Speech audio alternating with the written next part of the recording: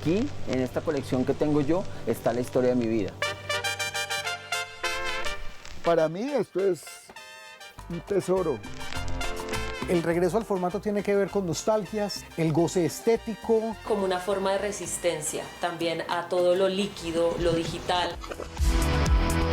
Porque ahorita han salido muchas cosas, que memorias, que iPod, eso se daña, mientras que esto lo lavo con agua y jabón, lo seco, lo monto en el plato y ahí está el sonido. Lo chévere que tienen las tiendas que han estado acá en la 19, que han estado acá en la 7ª, es que han sobrevivido a este ensayo y error de los formatos. Es allá donde tiene que ir a buscar, porque es allá donde usted va a encontrar las joyas de la corona. Ahora es el disco compacto el que entró en decadencia y esto va a seguir sobreviviendo.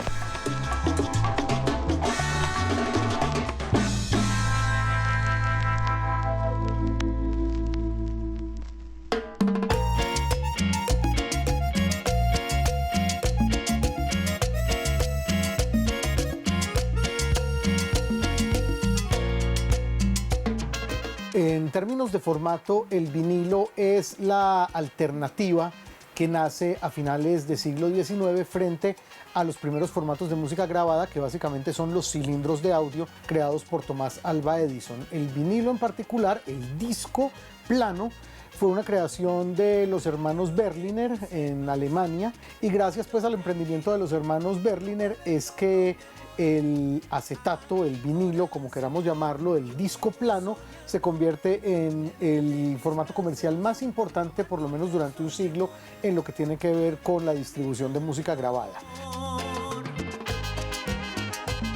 En Colombia empezamos a hablar de grabaciones, y específicamente grabaciones en formato vinilo, en el año 1908. Ese año, dos colombianos, dos medellinenses, llamados Adolfo Marín y Pedro León Franco, mejor conocido como Pelón Santa Marta, viajan a hacer un recorrido a través de Centroamérica hasta México, y en México, en el año 1908, graban una serie de bambucos y pasillos que se convierten en las primeras grabaciones hechas por una agrupación colombiana. Los siguen cronológicamente el pianista bogotano Emilio Murillo, que viaja a los Estados Unidos, él sí con el fin deliberado de grabar. Emilio Murillo, que era un tipo de escuela, sabe que si viaja a Nueva York va a tener la posibilidad de grabar. De ahí en adelante muchos colombianos empiezan a viajar a los Estados Unidos y empiezan a grabar allí. Ya en 1934, por emprendimiento de Antonio Fuentes, en Cartagena, nace la primera disquera en Colombia, que es Discos Fuentes. Es hasta el año 1943 cuando Fuentes trae la primera cortadora de discos a Colombia. Ya ha nacido en ese momento en Barranquilla el sello Tropical, que fue creado por Emilio Fortú. En Medellín nacen otros sellos. En 1949 nace la llamada Industria Sonora de Colombia, que es Sonolux. Y en 1950 nace Seida, la empresa de Alfredo Díez, que se convierte en Codiscos. Y de esas tres disqueras, Codiscos, Fuentes y Sonolux, se convierten pues en las más importantes de Colombia durante al menos 30 años, hasta la década de los 80. Tal vez los últimos LPs que se hacen ya en el momento de declive son como del año 98. Esos últimos vinilos normalmente son de cosas tropicales, de champeta. Se hace mucha champeta en vinilo entre los años 93 y 98 más o menos, pero ahí es cuando se da la decadencia del formato. El formato del vinilo muere básicamente al nacer en el año 1982 el comercio del disco compacto. En el disco compacto empiezan a verse una serie de facilidades que no tenía el vinilo. Un sonido, hay que decirlo, sin saltos, sin scratch, y también un formato que era muy manejable en lo que tiene que ver con tamaño. Es mucho más fácil cargar una maleta de discos compactos que una maleta de LPs. Aparte de eso, permitía llevar la música que comprabas en el carro, porque aparecen también, obviamente, lo que viene a reemplazar los pasacintas, que son los reproductores de CD para los automóviles. Es decir, el tema de lo portátil, el tema de poder trasladar tu música muy fácilmente de un lado a otro, es parte de lo que hace que el disco compacto en su momento logre esta suerte de prosperidad, que en determinado momento hace ver a los disqueros que se están vendiendo mucho más copias en compacto, que tanto el vinilo como el cassette están entrando comercialmente en una suerte de franca decadencia y que de repente es mejor durante un tiempo pues prescindir de ese formato porque nadie los está buscando. Suéltala para que baile sola. Que la gente empezó a botar a la calle los discos porque decía, no, esa vaina pesa mucho. Para llevar 100 discos para una rumba, para una fiesta que lo invitaban a uno, eso era un camello el berraco, eso pesaba mucho. Las discotecas dejaron de comprar discos y compraban era CDs. Mucha gente botaron los LP, los long play los botaron. Y yo compré muchos discos baratos porque me daban hasta 10, 15 acetatos de estos, así cubanos, americanos, nacionales. Me daban por un CD, me daban hasta 15, 20 long play. No, le vendo eso barato, eso ya no existe. Dije, no, yo mejor guardo mis long play. La gente me decía, pero ¿usted para qué? ¿Usted está loco? Si ya esta vaina no existe. Le dije, ¿cómo que no existe? Para mí sí existen. Para otras personas no. Decían, no, eso es incómodo, eso trae cucarachas, trae ratones. Le dije, no importa, puede traer lo que traiga, pero yo lo guardo. Pero nunca me abandones, cariñito.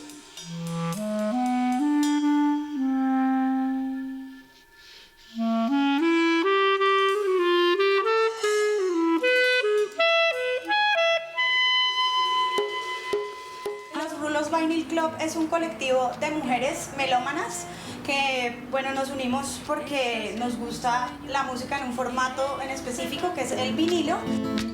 Vivo enamorada del placer de tu beso. El vinilo como objeto dentro de la música, no sé, para mí es más especial que los demás formatos. Comprar un vinilo, escucharlo, requiere como todo un ritual. Físicamente también, pues las imágenes, las portadas, los cancioneros, bueno, el hecho de tú coger la aguja, el sonido, el crunch del inicio. Puede que uno pensar que haya más música digital, pero en la parte del vinilo hay música nueva que se puede descubrir que solo se grabó en ese formato. En el caso de nosotras, de las mujeres, ha habido un resurgir de poder dedicarnos a hobbies que seguramente no nos dedicábamos en otras, o nuestras madres o nuestras abuelas, no porque no les gustara la música, sino porque tenían otras funciones en la casa y en la sociedad. Entonces tenemos esa oportunidad de poder dar esa voz, ¿por qué no? Porque poner música en vivo en un sitio es de alguna manera también poder honrar a estas mujeres que nos antecedieron. Pero yo vivo matándome la cabecita por ese hombre que viene y luego... Vinilo está renaciendo por una feliz coincidencia. Creo que en algún momento alguien decidió lanzar a manera retro algún disco y eso funcionó. También por el otro lado la electrónica jamás dejó el vinilo. O sea, los DJs siguieron pinchando vinilos en 12 pulgadas y eso mantenía todavía la escena de las prensadoras, sobre todo en Estados Unidos y en Europa, que seguían prensando vinilos de 12 pulgadas para la fiesta.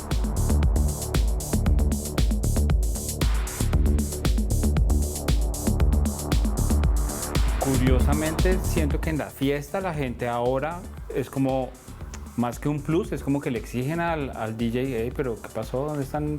¿Cómo así que me estás poniendo música de una USB? ¿No? Como, ¿dónde están tus vinilos?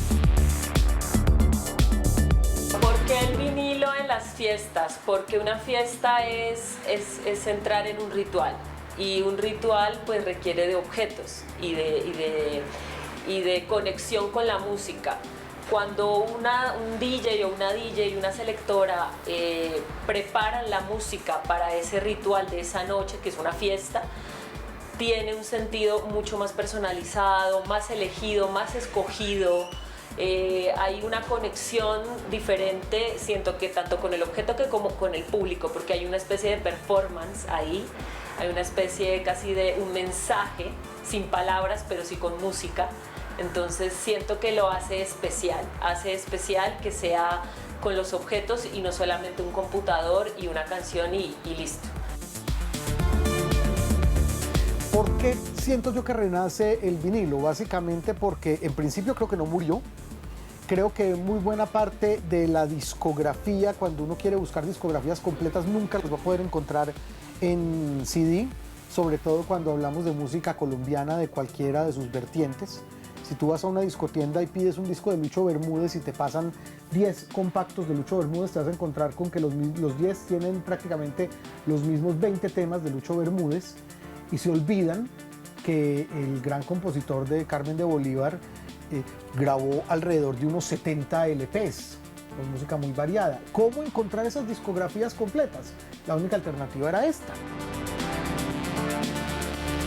El regreso al formato tiene que ver con nostalgias, tiene que ver con el goce estético. Hay una gran cantidad de cosas que llevan a la gente a coleccionar y a volver al formato. Todas son muy válidas, sea la razón que sea, porque uno pues básicamente disfruta la música como le venga en gana. Pero yo celebro realmente que sea mucha la gente que está buscando este formato nuevamente y que se le haya dado fomento a una producción que desde el año pasado, según tengo entendido, está vendiendo más unidades que el disco compacto. Y definitivamente esas primeras muestras del retorno del vinilo como formato dieron cuenta de que sí existía de todas maneras una demanda, de que si había gente que quería ver cómo era que sonaba eso que escuchaban los padres y abuelos de uno. Todo lo que uno vive en la infancia eso vuelve de alguna manera, entonces de esa relación que se ha tenido con la música, con el objeto, puede que haya algo de eso, puede que haya algo de la resistencia a lo tecnológico. Creo que es una manera de resistirse a plataformas como Spotify, iTunes, donde das un clic y ya lo tienes a la mano, ¿no?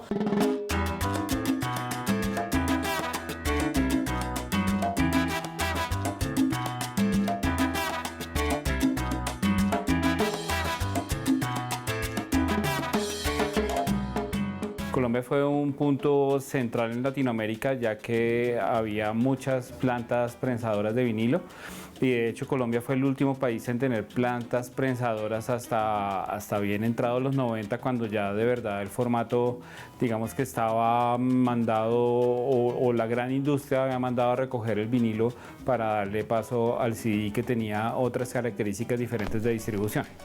Bueno, el mercado del vinilo se convirtió en un asunto muy relativo a la hora de establecer precios en cuanto a la venta de un ejemplar frente a otro, y son muchas las variables. Por ejemplo, un disco del cual se sabe que salieron pocas copias, y cuando decimos pocas copias nos referimos por ejemplo a tirajes de 300 o 500 copias, pues estamos hablando de un disco que se busca más y cuyo precio definitivamente será mucho más al alza en el mercado. El hecho de que sean primeras ediciones también suele ser un factor que encarece a un disco frente a otro. Ya una segunda o tercera edición puede resultar un poco más económica. Normalmente las primeras ediciones tienen algún tipo de vuelta en la portada especial, alguna maquila como extravagante, algo que los haga como muy particulares. Eso también pues entra a terciar. Los Darkness Men han sido, por ejemplo, uno de los papaces.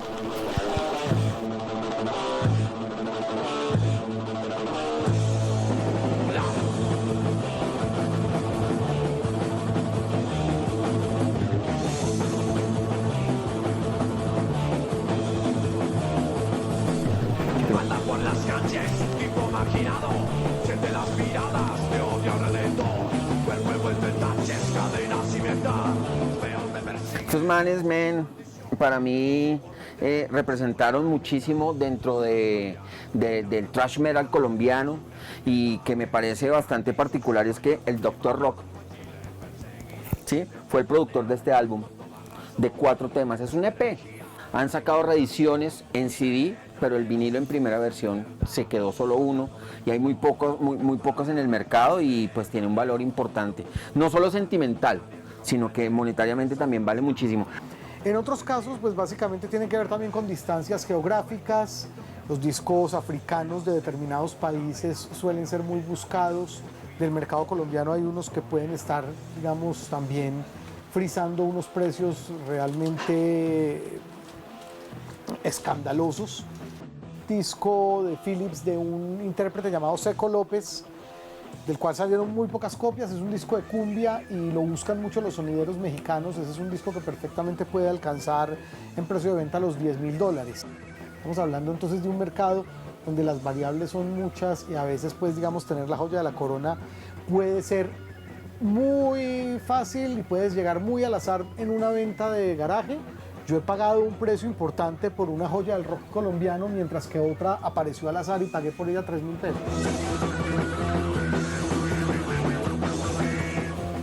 Me costó 7.000 pesos en Armenia. Hay veces que uno va a buscar discos y no se da cuenta dónde hay tesoros. Cuando uno va donde los disqueros, a las grandes casas, a buscar música y todo ese tipo de notas, pues como que uno encuentra, sabe que va a encontrar una cantidad de títulos raros por ahí. Pero si usted encuentra por allá un rinconcito de un tipo con una cajita vendiendo discos, es allá donde tiene que ir a buscar, porque es allá donde usted va a encontrar las joyas de la corona.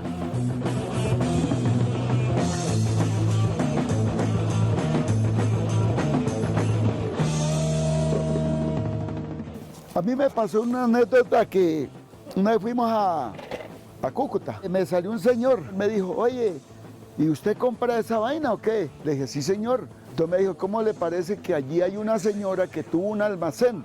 Camine, lo llevo. Llegué donde la señora y la señora me dijo, ay, yo se los dejo todos a $1.000 pesos, pero se los lleva a todos. Unos 15.000, 18.000 discos. Y empiezo yo a mirar, oye, y había buena música, ¿para qué? Y en esas, cuando veo un disco de Lita Almanza que se llama Rumba en Pueblo Nuevo, y un tipo en Barranquilla me dijo, si usted me consigue ese disco, yo le doy 550.000 pesos por el de Lita Almanza. Y lo llevé a Barranquilla y efectivamente me dieron los 550.000 pesos por el de Lita Almanza. De lógico que eso es como una lotería, eso es un parto de mula, que uno encuentre una joya de esas. Pero así ha pasado. Y este también es muy bueno y hoy en día si lo vendo es por ahí por $1.000.000 de pesos. Lo importante es que el disco esté en perfectas condiciones, que sea el sello original. Con eso cuando usted lo vaya a montar, tiene que sonar como un cañón.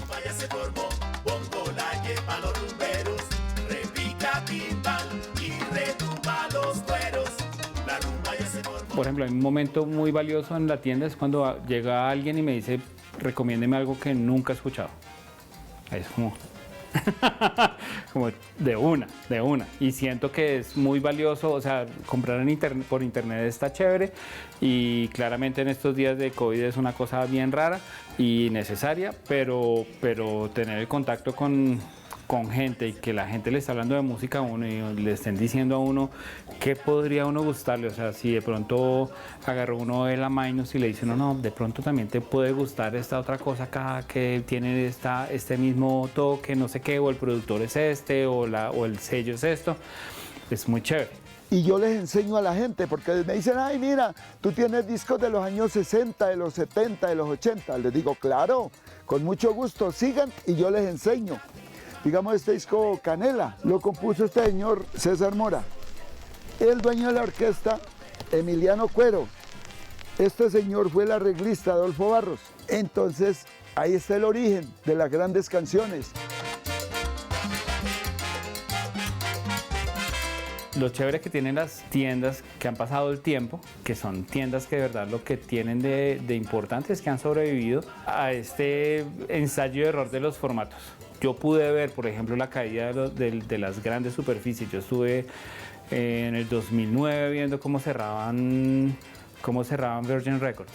Y no era como, está pasando, el MP3 realmente tumbó al CD, al físico. Y veo también como las pequeñas tiendas a las que yo siempre iba siguen. Han sobrevivido al MP3, han sobrevivido al cassette, han sobrevivido al CD, han sobrevivido al vinilo, a la copia pirata de VHS, al MP3 en la esquina, a lo que sea, a la USB pirata, lo que sea, y se mantienen porque es gente con mucho tesón, con una idea muy clara y por amor a la música, y también porque tienen una clientela muy fiel y muy fija que sí o sí van y compran sus discos sagradamente. Es curioso ver cómo es posible que en Colombia, y me ha pasado a mí, porque lo digo realmente, encuentro más salsa que en las discotiendas puertorriqueñas. He encontrado más merengue que en las discotiendas dominicanas. Es decir, estamos hablando de que aquí realmente hubo un mercado con una gran cantidad de posibilidades, salieron muchos títulos, los grandes clásicos del rock, también muchos de ellos salieron en su momento acá, ni que hablar del metal, que tuvo también en los 80 un predicamento muy importante en una parte de la población que compraba discos también y que gustaba de tener sus colecciones de metal en vinilo. Y vuelvo y repito, rebuscaditas se pueden encontrar joyas a muy buen precio.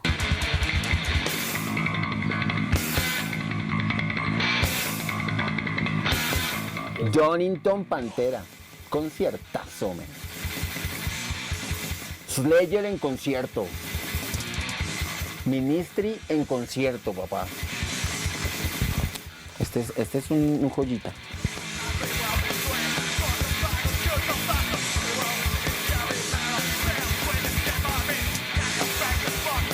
La competencia en cuanto a formatos, pues prácticamente habla de las muchas alternativas que hay respecto del consumo. Cada quien revisa de qué manera le puede funcionar mejor la música. Cuando se tiene tantas posibilidades, me parece que uno no tiene que desdeñarla una frente a la otra. Hablando de los rulos como tal, nosotras sí, digamos que como condición es que solo tocamos en vinilo porque pues de eso se trata nuestro club, pero ya independientemente pues cada una tiene su música digital también, y si se presentan oportunidades de poner música en otros formatos lo hacemos, pero como los rulos somos los rulos Vinyl Club 100% vinilo. Me parece que la guerra no es digital versus vinilo, sino qué música quieres poner y qué concepto muestras en la fiesta, ¿sí? Más allá del formato.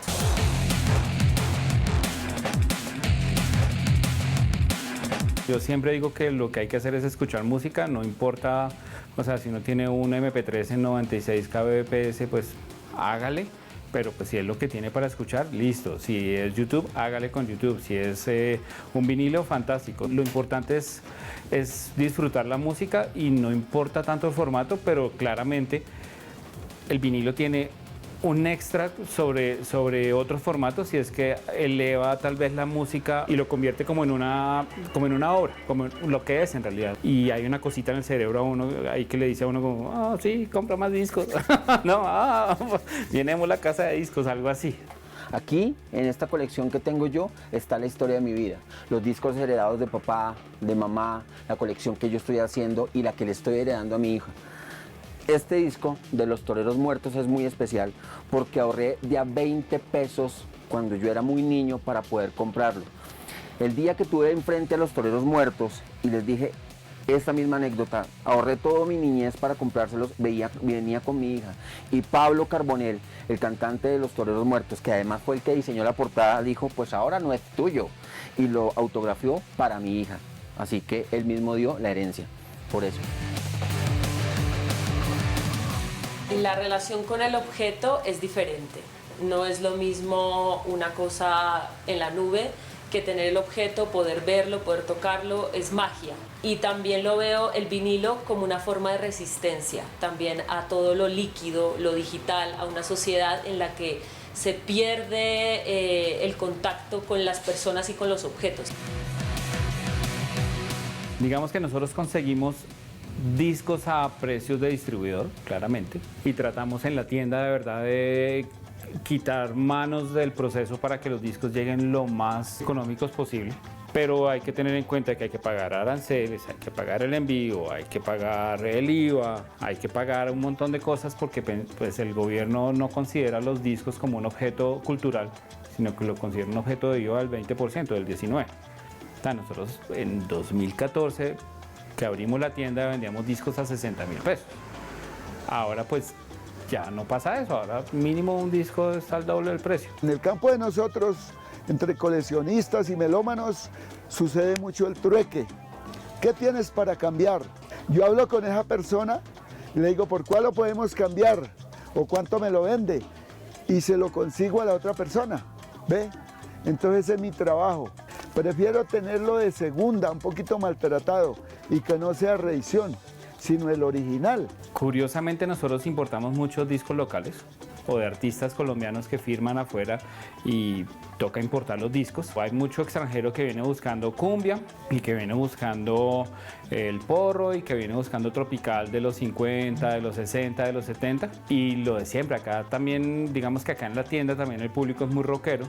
Entonces, pues acá lo que sí o sí tenemos es como el 101 que llamo yo, que es como Pink Floyd, Beatles, Rolling Stones y en general, para nuestra sorpresa, de lo que más se vende sí son como artistas locales.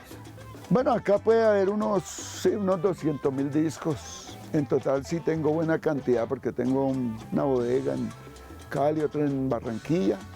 Sí, aproximadamente unos 650.000 discos. No, pues ¿para qué importa? No, ¿para qué importa si antes de acá yo mando para todos lados?